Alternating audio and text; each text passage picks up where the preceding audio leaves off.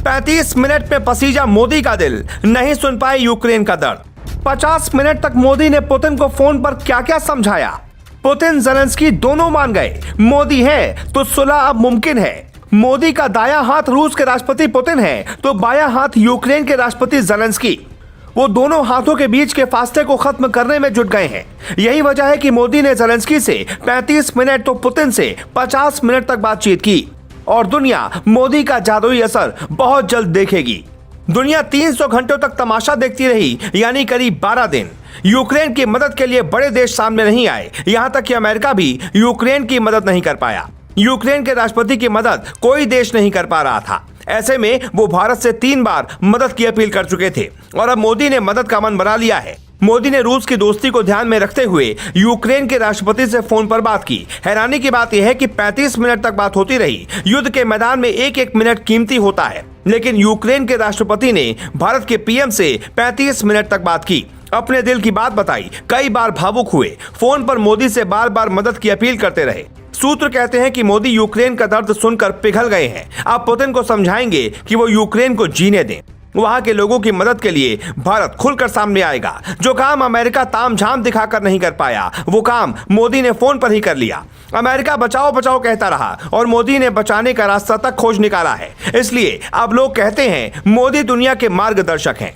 PM Modi ने पहले यूक्रेनी राष्ट्रपति से 26 फरवरी को बात की थी। तब भारत के लोगों को लेकर बात हुई थी और अब यूक्रेन के लोगों को लेकर। पीएम मोदी ने यूक्रेन को बचाने और मदद करने का आश्वासन दिया। यूक्रेन की आखिरी और पहली आस मोदी है। पता है मोदी ही बचाएंगे। यूक्रेन बार बार पीएम मोदी से पुतिन को समझाने के लिए कहता रहा है। 35 मिनट की बात में कई बार फोन शांत हो गया, माहौल भावुक था। जंग के दौरान की तस्वीरें जिसने भी देखी होंगी उन्हें सब पता होगा।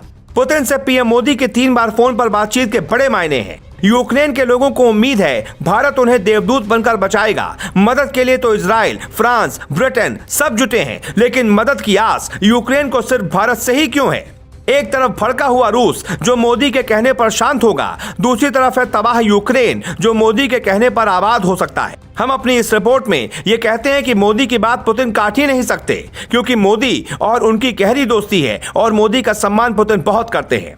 पुतिन को भी युद्ध रोकने के लिए मोदी की मदद की जरूरत होगी, वो ऐसे कि पुतिन दुनिया के सामने कह पाए कि मोदी के कहने पर रोका है। ऐसा नहीं कहेंगे तो लोग कहेंगे कि रूस को आर्थिक नुकसान हो रहा था, इसलिए पुतिन पीछे हट गए। यानी यूक्रेन और रूस दोनों के बीच में है भारत। भारत ही उन्हें मार्ग दिखाएगा।